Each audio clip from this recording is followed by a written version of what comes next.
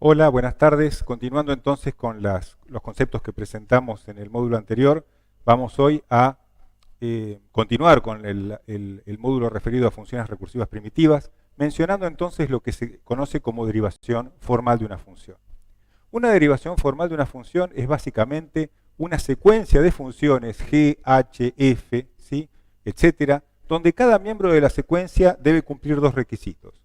O bien ser una función base, esto es la función cero, la función proyección o la función sucesor, o bien obtengo a ese elemento de la secuencia por aplicación de alguna de las funciones constructoras a miembros anteriores de la secuencia. Vamos a ver a qué nos referimos con esto. Esta noción de derivación formal tiene su correlato en la lógica proposicional y en la lógica de primer orden, en la noción de derivación en lógica, ¿sí?, que es un concepto que vamos a ver en materias posteriores, particularmente aquellas vinculadas a lógica para ciencias de la computación. Entonces vamos a plantear el siguiente ejemplo. Imaginemos que yo tengo una función constante, 4, ¿sí?, que me devuelve siempre un valor constante, 4, para cualquier natural que tomo como input. Quiero definir entonces esta función, caracterizándola, por supuesto, a partir de lo que vimos antes, nos damos cuenta de que utilizando la función 0 y aplicando la función sucesor por composición 4 veces consecutivas, puedo obtener el valor 4. Entonces, conocemos que esta sería la estrategia para lograr capturar esa función, pero si quisiéramos mostrar cómo obtener la derivación formal de esta función que tenemos acá, lo que tenemos que realizar es un proceso más o menos como el siguiente, ¿sí? Es un proceso que va a ser estricto en el sentido en que me va a ir planteando pasos sucesivos en los cuales tengo que respetar la definición que presentamos anteriormente.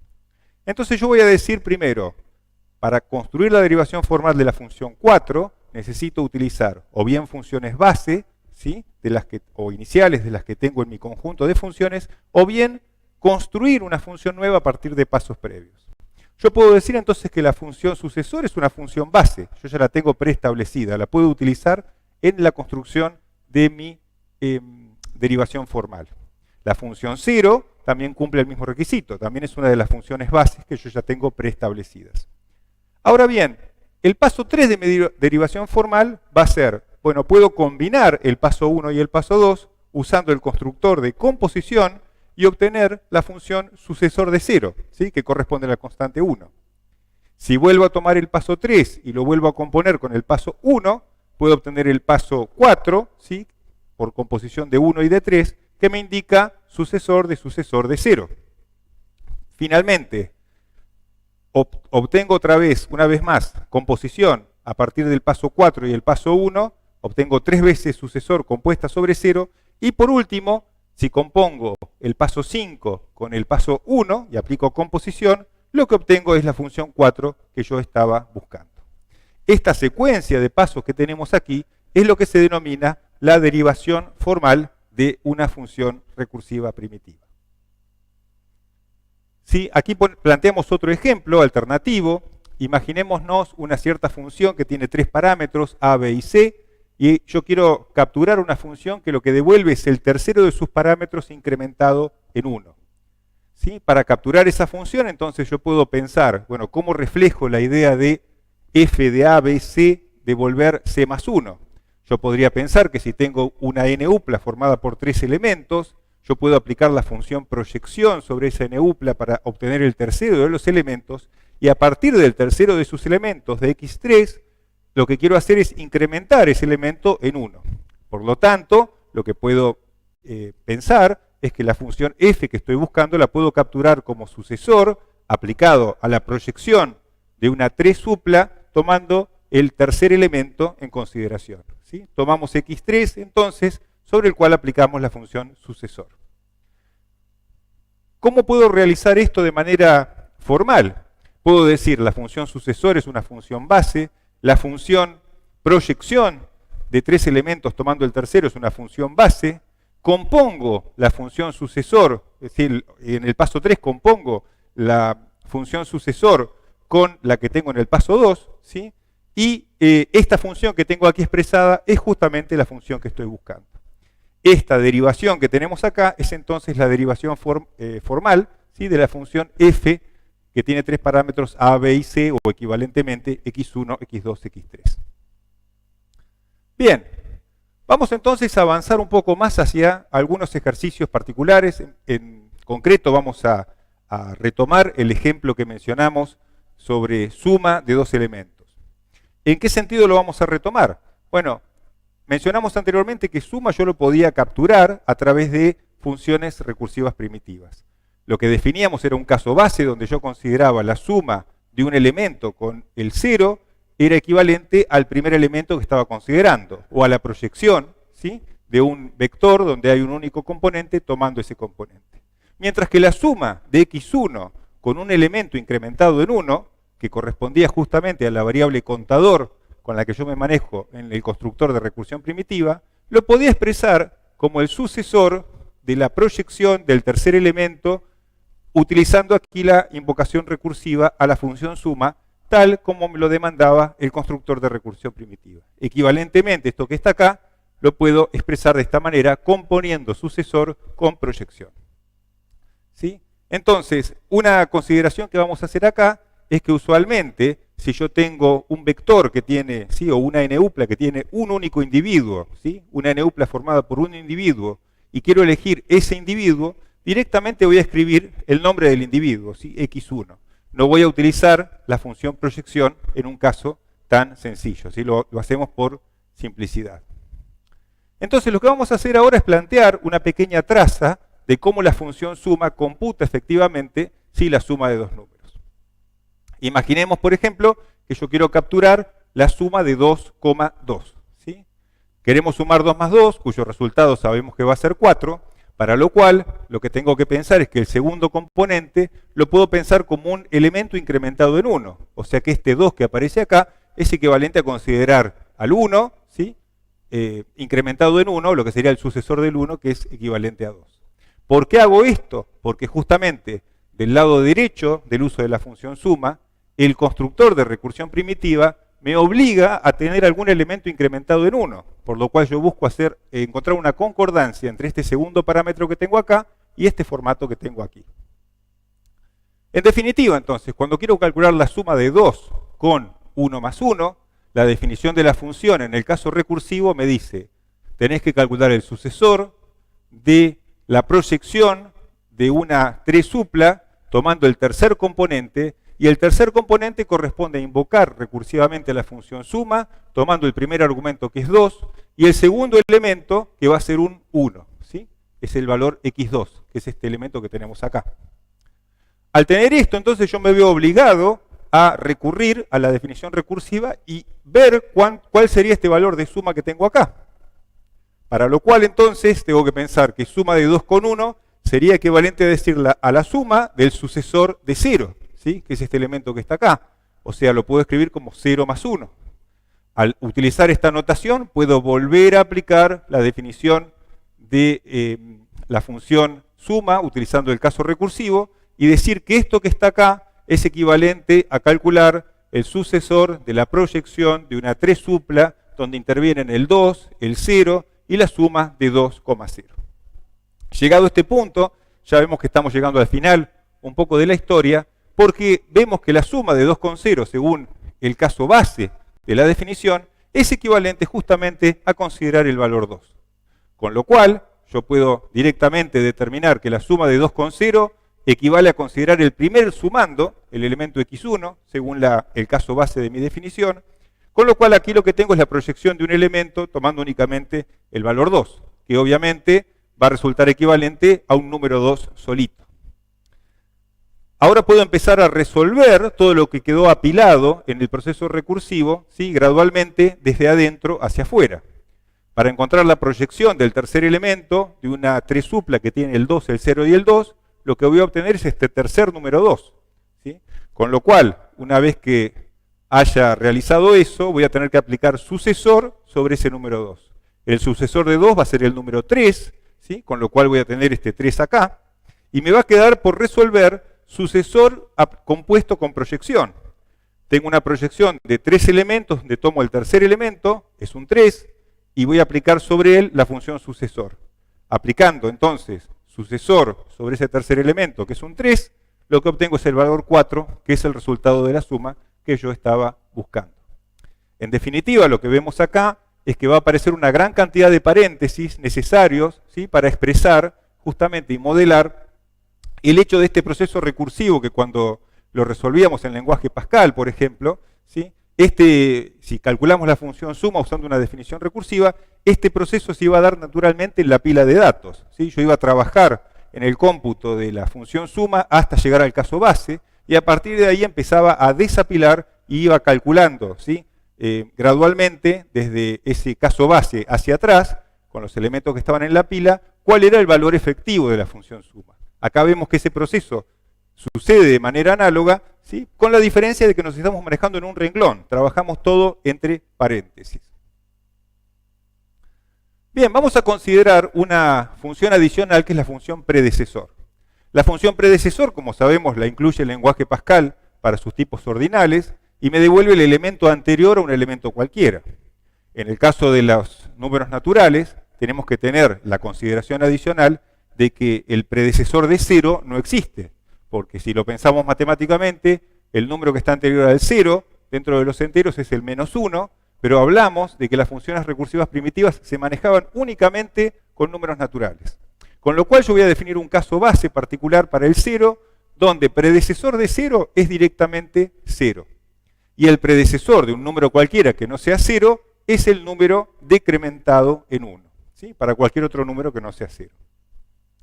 Este es un caso singular porque resulta ser que la función predecesor yo la puedo definir como una función recursiva primitiva utilizando el constructor de recursión primitiva, donde no utilizo ninguna variable y la única variable que utilizo para definirla o caracterizar predecesor es la variable que actúa como contador. Recordemos, en el ejemplo de suma, que la variable que aparece a la derecha, antes de los paréntesis, que actúa como contador para la recursión, tiene dos casos puntuales, el caso del 0 y el caso de un valor incrementado en 1.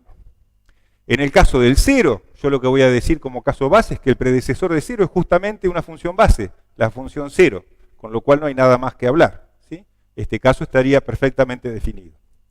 Para definir el caso recursivo, que sería el predecesor de i+1, el constructor de recursión primitiva me obliga a decir, vas a tener que invocar a una función h, ¿sí?, con una serie de elementos, vas a tener que incluir todos estos parámetros que están acá, incluyendo este decrementado en 1, y una llamada recursiva a esta misma función con ese valor, o los valores que hay acá, decrementando este elemento en 1, lo cual hacemos, ¿sí?, pero nos encontramos con la singularidad de que yo acá tengo dos parámetros, con lo cual mi función h podría ser justamente, de estos dos elementos, devolveme el primero de ellos, el valor y. Con lo cual, el predecesor de un valor i+1 pasa a ser el valor i. El cálculo recursivo de predecesor me va a dar un montón de valores, ¿sí?, intermedios. Si yo quiero obtener el predecesor de 5, voy a tener que invocar a predecesor de 4, pero en definitiva, predecesor de 4 no lo voy a usar para nada. Directamente lo que voy a utilizar, ¿sí?, es el valor 4 que tengo acá. La recursión igualmente la tengo que hacer hasta llegar al caso 0, volver desde el caso 0 acá y devolver como resultado ese valor i. Vamos a mencionar otra función recursiva primitiva característica, ¿sí?, bastante especial o bastante usada. En particular, esta función se llama diferencia primitiva. A veces se la representa así con un signo menos, con un puntito encima, o con un puntito encima y por debajo, para capturarla. ¿Por qué la llamamos diferencia primitiva y no hablamos de resta simplemente? Porque, bueno, siguiendo la misma lógica que teníamos antes, nos manejamos con números naturales, por lo cual la diferencia entre dos números no me debería dar negativo, porque un número negativo no lo puedo capturar, no lo puedo representar. Me tengo que quedar en el universo de los números naturales. Por lo tanto, si el número A es menor al número B, y yo quiero hacer la diferencia de A con B, diferencia primitiva me va a dar como respuesta 0. Mientras que si no es este el caso, y el número A es mayor o igual al número B, diferencia primitiva va a ser efectivamente una resta entre dos números. Entonces, notemos que esta definición de resta o de diferencia primitiva, ¿sí?, que es en definitiva una resta que me devuelve 0 si el resultado es negativo, ¿sí?, lo puedo plantear en forma análoga al caso de la suma. ¿Cómo yo hago una resta de 5 menos 3? Lo puedo pensar como, si lo quiero capturar recursivamente, ¿sí? Como una resta entre 5 menos 2 más 1. ¿Sí? O lo que es lo mismo, si elimino los paréntesis, 5 menos 2 menos 1. ¿Sí? En definitiva, si yo quiero hacer la resta entre A menos un número más 1, es equivalente a hacer la resta entre el primer número menos el segundo menos 1. Esto nos da la pista o la pauta de cómo encarar la definición recursiva, ¿sí? De diferencia primitiva. Me va a resultar entonces que la diferencia primitiva de x con 0 va a ser directamente el valor x. ¿Sí? Es decir, cualquier número menos 0 me va a dar el mismo número. Y la diferencia primitiva de x con y más 1, y aquí nos vemos obligados a aplicar este formato porque usamos el constructor de recursión primitiva, podemos recurrir entonces a la forma que tenemos acá y darnos cuenta de que si yo quiero realizar esa cuenta, lo que estoy haciendo es eliminando 1 a la noción de diferencia, ¿sí? Con lo cual este eliminar 1 lo puedo reflejar en el uso de predecesor, que ya sabemos que es recursiva primitiva.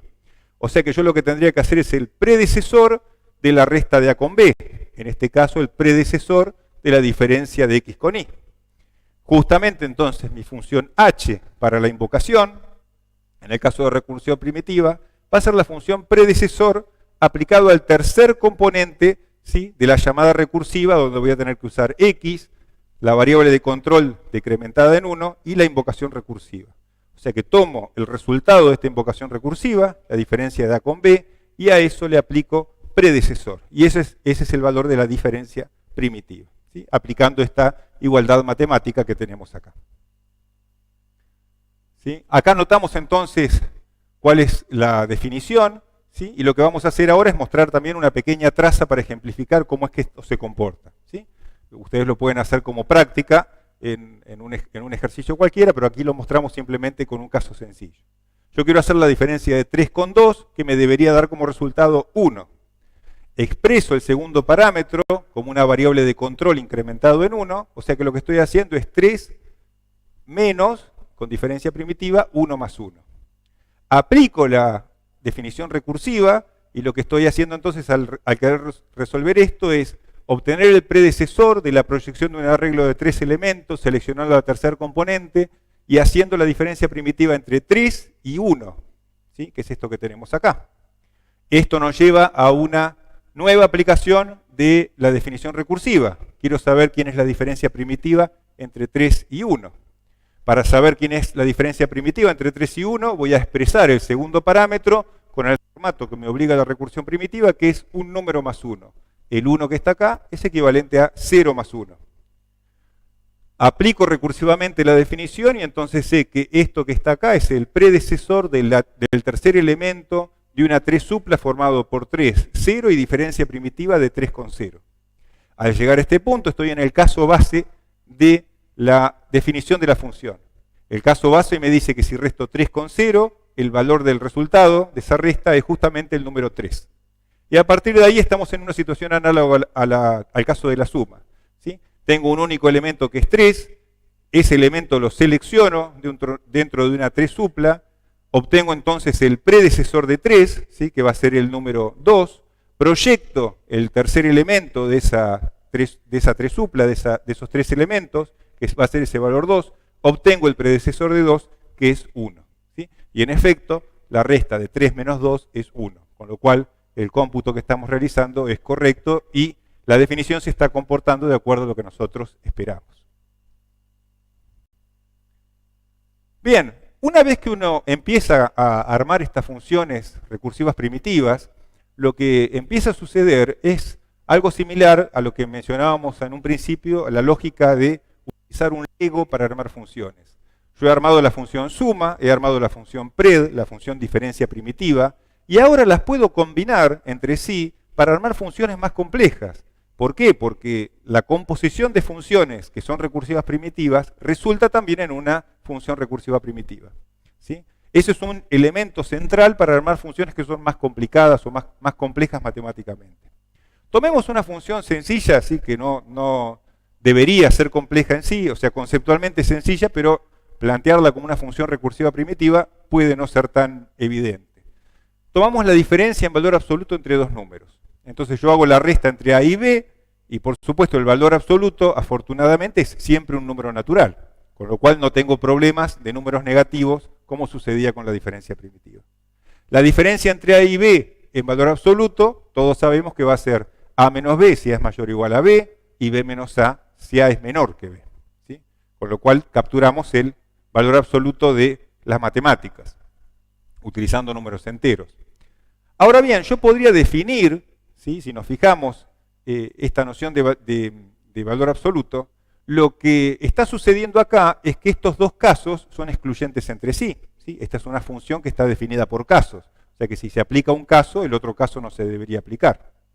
Entonces, la diferencia primitiva entre X e Y, entre A y B, y la diferencia primitiva entre B y A, si alguna de ellas me da un valor que es positivo o distinto de 0, necesariamente la otra me va a dar un valor 0.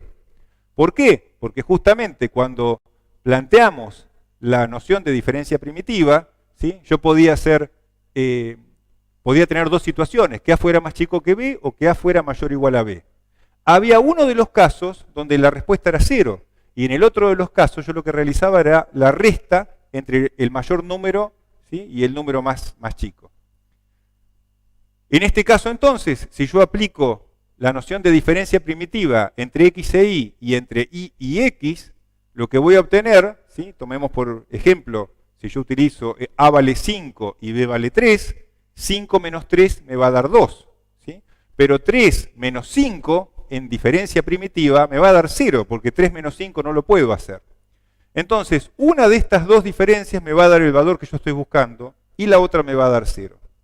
Ahora bien, si yo hago las dos diferencias primitivas, ¿cómo hago para juntar esos dos elementos en un solo valor? Y decir, yo quiero que la diferencia en valor absoluto entre dos números se corresponda justamente con uno de estos dos valores, sabiendo que uno de ellos es 0. Bueno, puedo sumarlos, ¿sí? Con lo cual, puedo decir que el valor absoluto de A menos B es una función recursiva primitiva. ¿Por qué? Porque lo pude expresar a partir de otras funciones recursivas primitivas que ya había demostrado que eran tales, combinadas con el constructor de composición.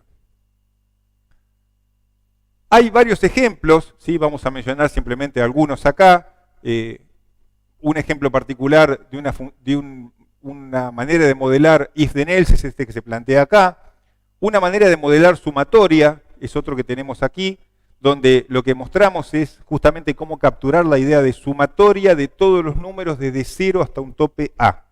¿Sí? Imaginemos, vamos a concentrarnos en este segundo ejemplo, que yo quiero definir una función sumatoria tal que, dado un cierto número A, lo que hace sumatoria es obtener la suma de 0 más 1 más 2 más 3 más A, ¿sí? Hasta ese valor último incluido. Con lo cual sumatoria de 3 me debería dar como resultado 0 más 1 más 2 más 3, que va a ser 6. Fijémonos en este caso particular que la sumatoria de A más 1 es equivalente a decir, tomo el número A más 1 y le sumo la sumatoria de todos los números hasta el valor A. ¿Sí? O equivalentemente, lo que estoy haciendo acá es 1 más A más la sumatoria de A. Con lo cual estoy teniendo justamente una situación recursiva. ¿Sí? Yo puedo definir la sumatoria en términos recursivos de esta manera. La sumatoria de 0 elementos desde 0 hasta 0 me va a dar 0, función base, y la sumatoria con el valor I más 1 como tope, ¿sí? Que sería este caso que estamos reflejando acá, va a ser equivalente a obtener el sucesor de haber realizado la suma entre el valor I y la función sumatoria, ¿sí? Aplicada a los elementos, ¿sí? Que van desde 0 hasta I.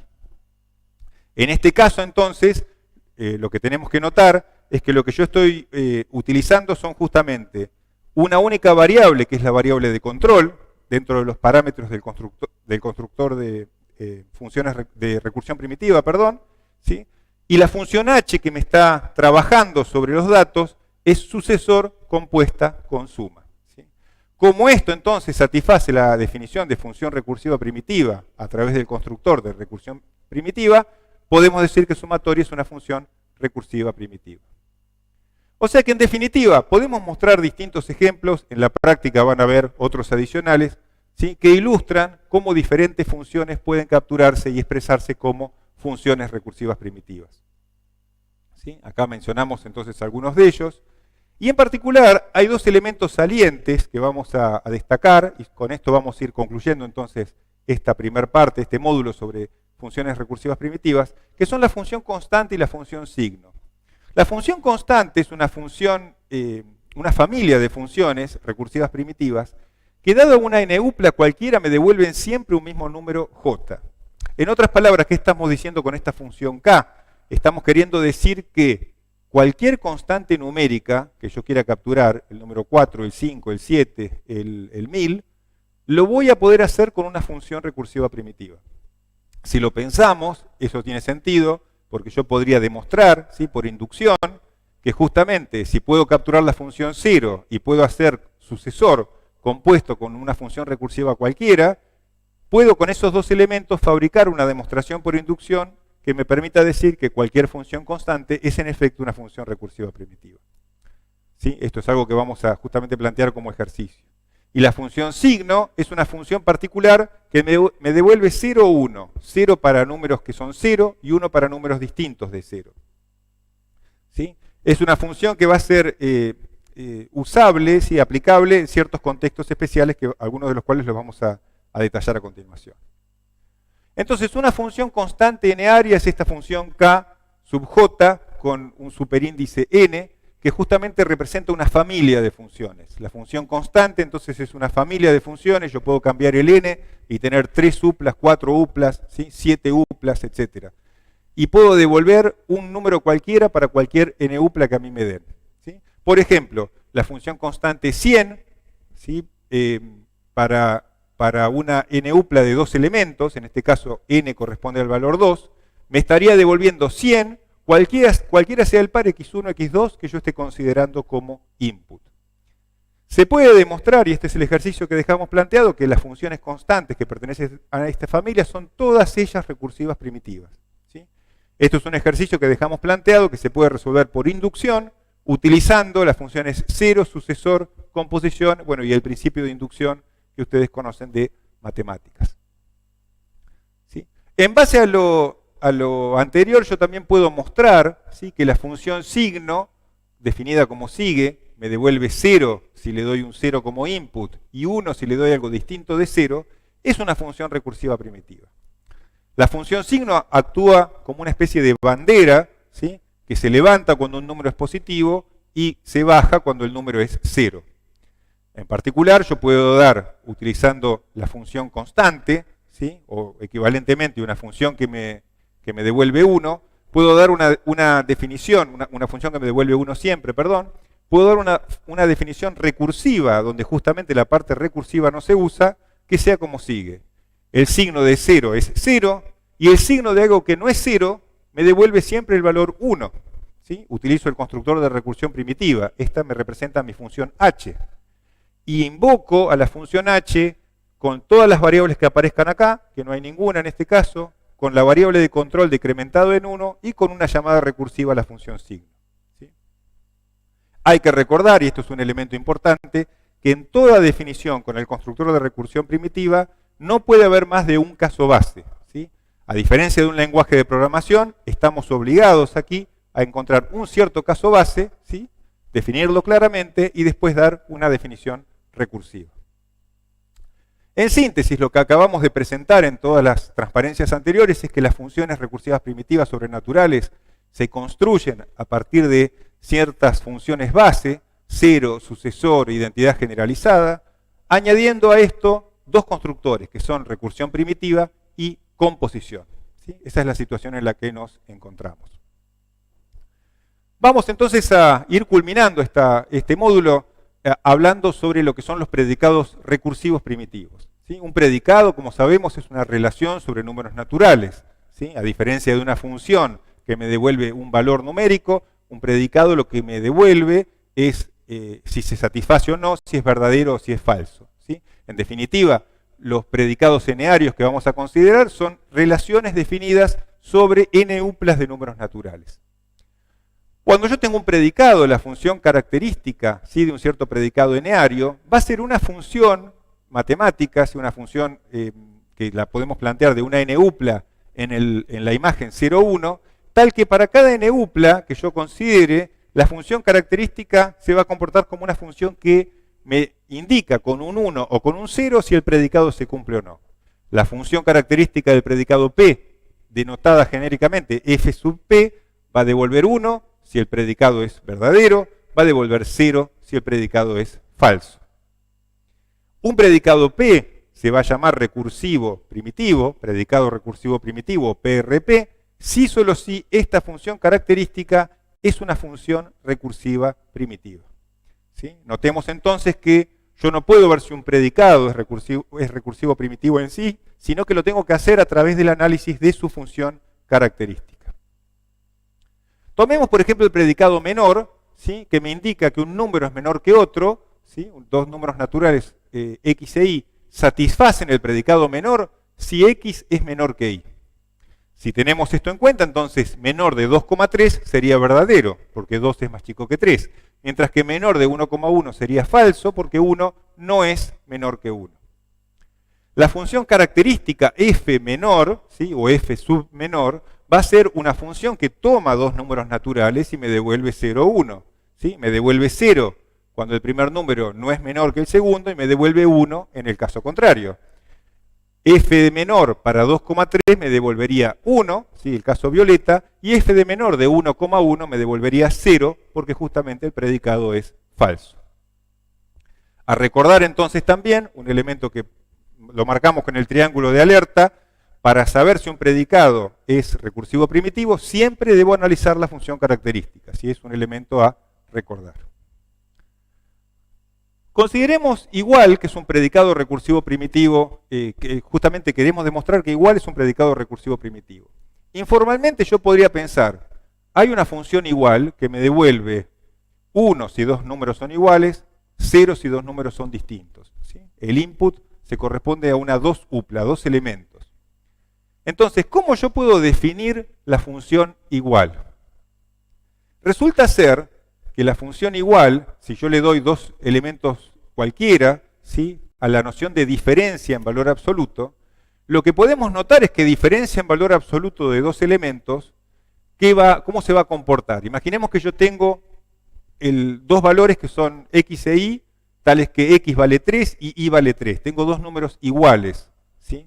Yo lo que quiero es obtener como resultado el valor 1. Si hago la diferencia entre 3 y 3, lo que obtengo es el resultado 0. Y de hecho la diferencia en valor absoluto me va a dar 0 solamente si yo resto dos cosas que son iguales entre sí.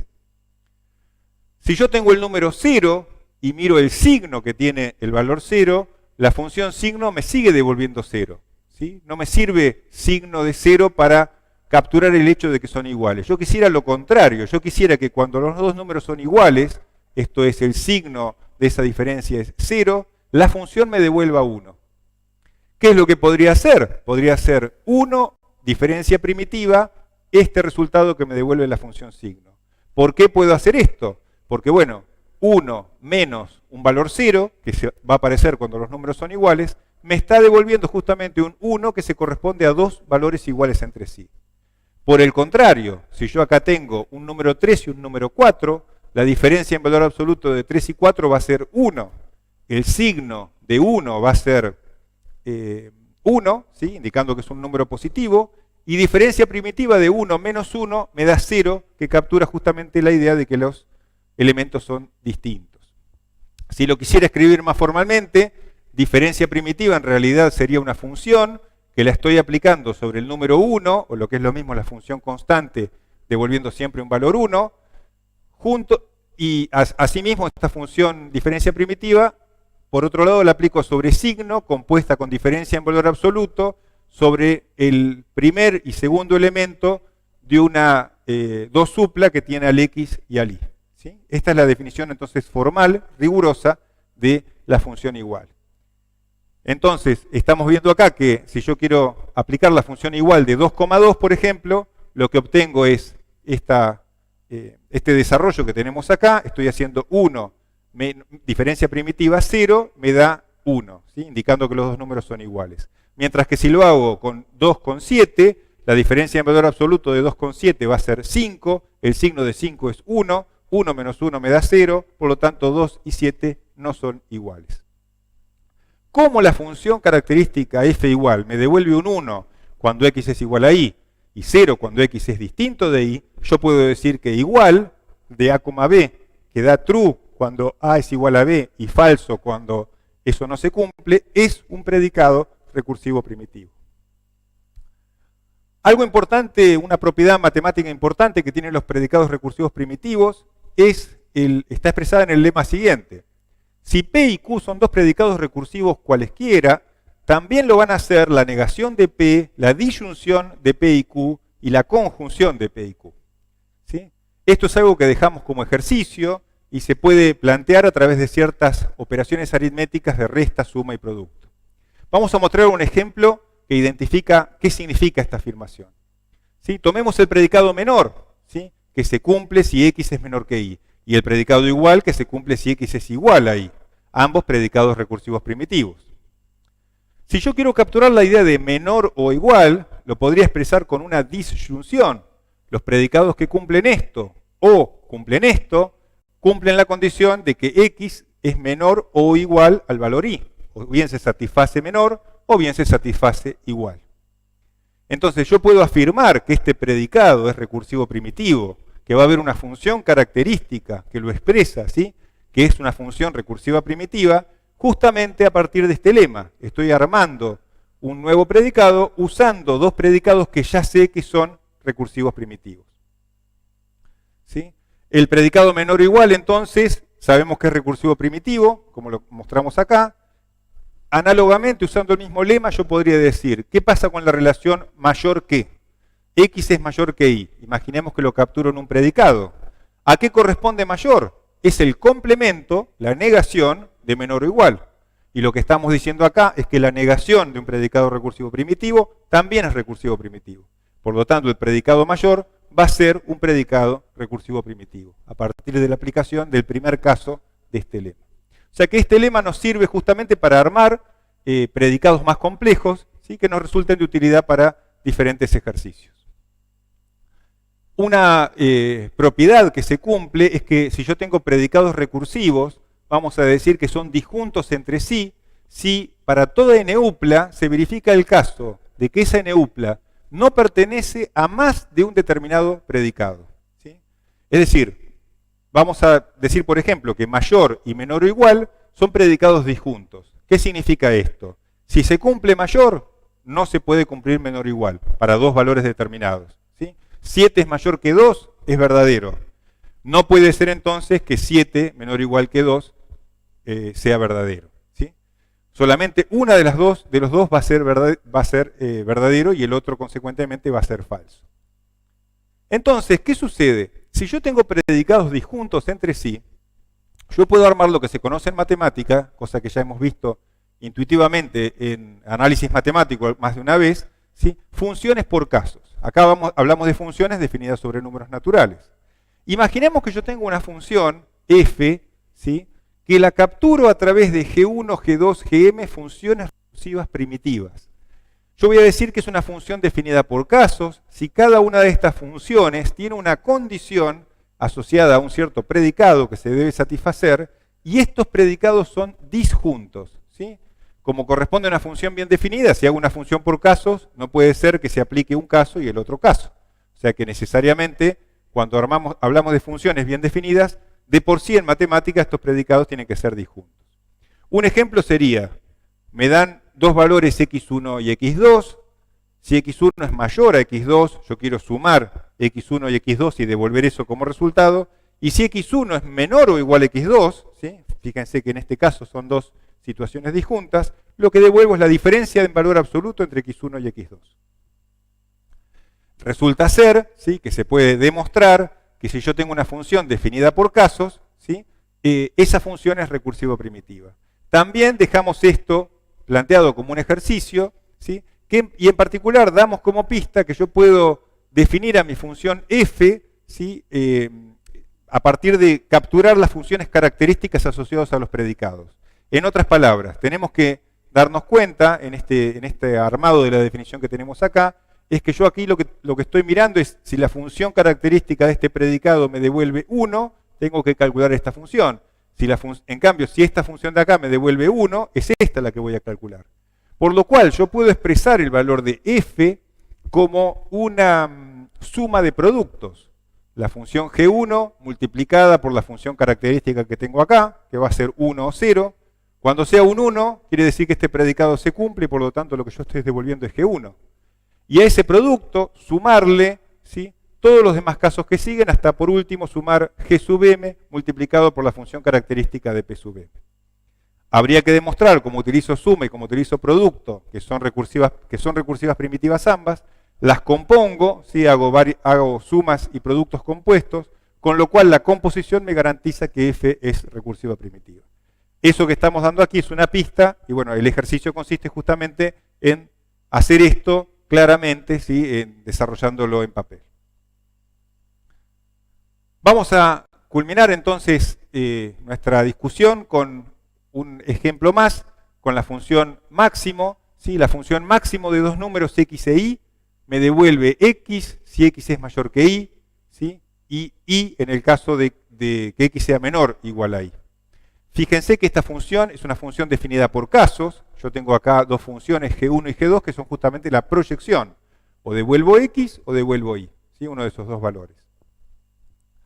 Entonces, lo que yo puedo establecer es, dado que esta es una función por casos, donde esto es recursivo primitivo y estos predicados son recursivos primitivos, el lema anterior, ¿sí?, que mostramos acá, me permite asegurar, sin que yo tenga que hacer nada, sabiendo que se cumplen esas cuatro condiciones que mencioné, que máximo es una función recursiva primitiva, ¿sí?, porque es una función por casos, donde cada caso es una función recursiva primitiva, y los predicados asociados a los casos son predicados recursivos primitivos. ¿Sí? O sea que podemos concluir que el máximo de dos números es justamente una función recursiva primitiva. Podemos llegar al mismo resultado que el ejemplo anterior usando la función signo complemento, signo prima, que es una función que se comporta de manera inversa a la función signo. La función signo me devolvía 1 con un valor positivo y 0 con un valor que era 0. La función signo prima lo que hace es al revés, me devuelve 1 si x es 0 y 0 en caso contrario. ¿Sí? Notemos que justamente, si lo pensamos a nivel de predicados asociados a la función signo, lo que tenemos es que signo prima es justamente el complemento de la función signo. Con lo cual, podemos establecer justamente que signo prima es recursiva primitiva. Y una cosa curiosa es entonces que en el caso de caracterizar, ¿sí?, la noción de máximo, yo lo que puedo hacer es usar una especie de truco de programación con funciones, devolviendo el valor x o el valor y. Ahora, ¿cómo devuelvo el valor x o el valor y? Hago la diferencia primitiva entre x e y. ¿Sí?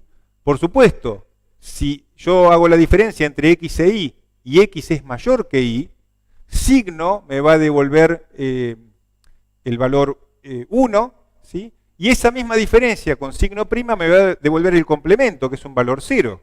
Y si hago 1 por x, entonces el resultado va a ser x. Si por el contrario el valor más grande es el valor y, lo que va a suceder es que x diferencia primitiva y me va a devolver 0, el signo de 0 es 0 y multiplicado por x da 0, y signo prima, si esta me devolvió 0, me va a devolver 1.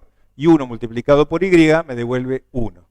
¿Por qué puedo asegurar entonces que si hago esto, máximo va a ser una función recursiva primitiva? Porque justamente estoy usando suma, que ya sé que es recursiva primitiva, y producto, que también sé que es recursiva primitiva. Lo que estoy teniendo acá en esta expresión aritmética son dos funciones que son mutuamente excluyentes. Si quisiera expresar todo esto con composición y utilizando todos los elementos que hemos introducido en la teoría, yo lo que tendría es una única aparición, ¿sí?, de x e y, que son los parámetros, sobre los cuales estoy aplicando la suma compuesta con la función producto, ¿sí?, que es este producto que tenemos acá, y ese producto se realiza, ¿sí?, sobre la primer componente de estas dos, multiplicado por el resultado de aplicar signo, signo a su vez se aplica compuesta sobre diferencia primitiva asociado a esta 2 supla, ¿sí?, donde obtengo el elemento x y el elemento y. Y esa suma está compuesta con producto por un lado y con este otro producto por otro que está asociado a esta expresión que tenemos acá.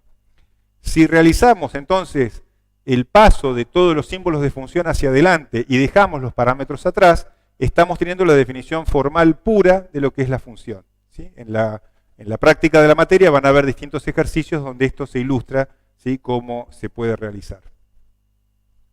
En definitiva, entonces, con esto damos por terminada este módulo número 13. Hemos culminado una introducción a las funciones recursivas primitivas. En el módulo próximo lo que haremos será analizar lo que se denominan funciones recursivas parciales, ¿sí?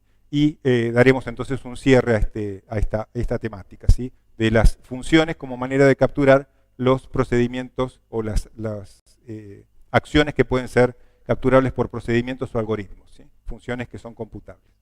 Muchas gracias.